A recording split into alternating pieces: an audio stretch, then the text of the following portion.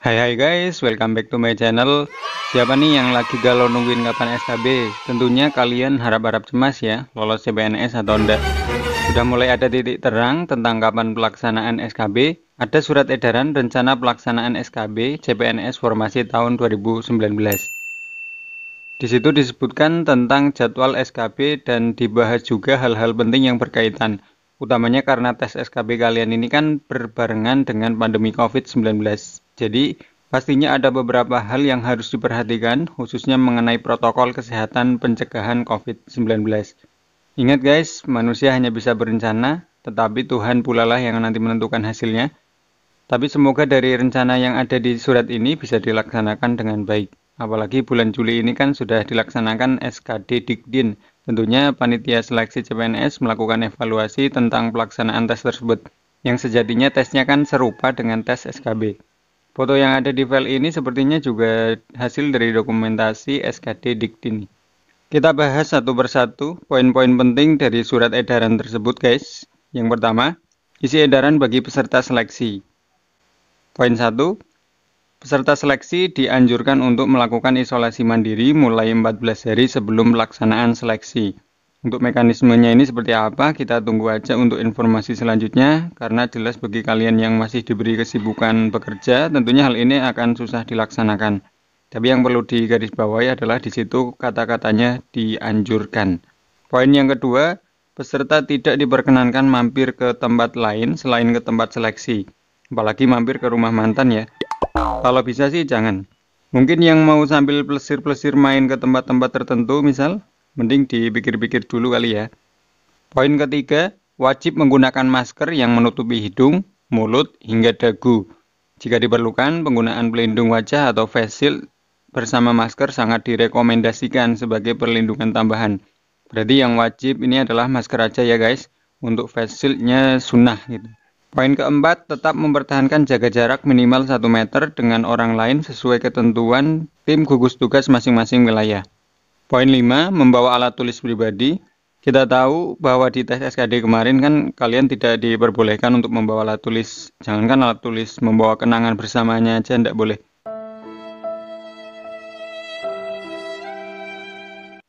Jelas untuk alat tulis pribadi ini untuk menghindari pemakaian secara bergantian dengan peserta lain ya guys, jadi mencegah penyebaran COVID-19. Poin 6, menjaga kebersihan tangan dengan mencuci tangan pakai sabun dengan air mengalir dan atau menggunakan hand sanitizer.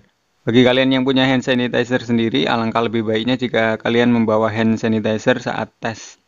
Poin 7, peserta seleksi dengan hasil pengukuran suhu tubuh lebih besar sama dengan 37,3 derajat Celcius. Diberikan tanda khusus dan mengikuti ujian di tempat terpisah atau ruangan khusus dan diawasi oleh petugas. Jadi bagi peserta yang mengalami demam masih diperbolehkan ikut tapi di ruangan khusus karena kita tahu kan bahwa penyebab demam itu banyak, demam cinta misalnya. Tapi semoga ya kalian dan kita semoga diberi kesehatan dan keselamatan ya guys.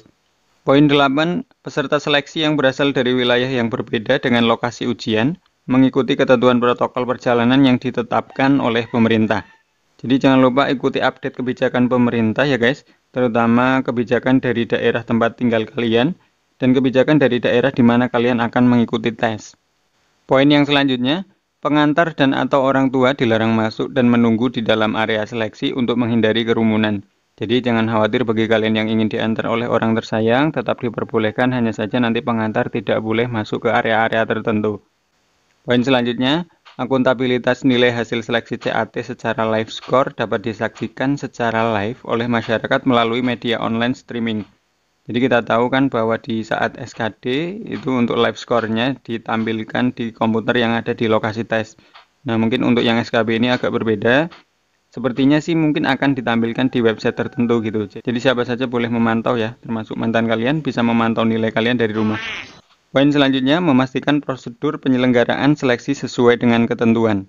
Poin terakhir, menjaga suasana penyelenggaraan seleksi tetap tenang dengan meningkatkan kewaspadaan.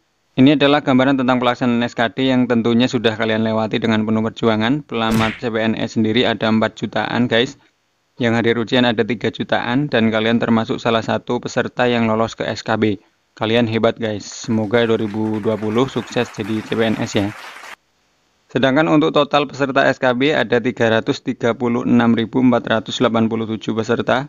Ada instansi pusat yang tidak memakai CAT dengan peserta sebanyak 39.297. Kalau yang Pemda atau pemerintah daerah jelas ya memakai CAT semua. Persiapan pelaksanaan SKB ini yang penting bagi kita adalah yang poin 3 untuk pelamar. Memilih lokasi tes, maksimal 3 kali pilih lokasi sebelum tanggal 7 Agustus 2020. Jadi jangan lupa untuk memantau terus website ataupun info dari BKN.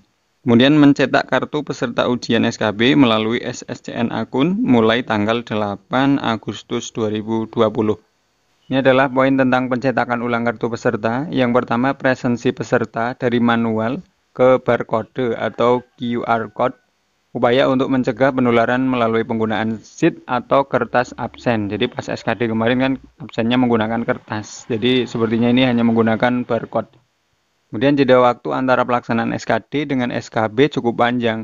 Kemungkinan kartu peserta ujian hilang. Nah ini guys untuk estimasi jadwal SKB dari minggu ke 1 September sampai minggu ke 2 Oktober.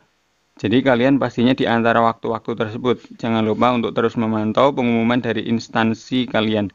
Untuk integrasi hasil SKD dan SKB dilaksanakan minggu ke-3 Oktober. Dan saat yang kalian tunggu-tunggu, Dakdikdukser lolos CPNS atau enggak, akan diumumkan pada minggu ke-4 Oktober. Berdoa saja semoga waktu tersebut menjadi waktu yang baik untuk kita. Oh ya guys, kalau kalian mau download file ini, bisa kalian cek untuk link downloadnya di deskripsi. Sekali lagi semoga kalian sukses di SKB dan bisa menjadi CPNS tahun 2020. Itu dulu untuk video kali ini. See you next time. Thank you.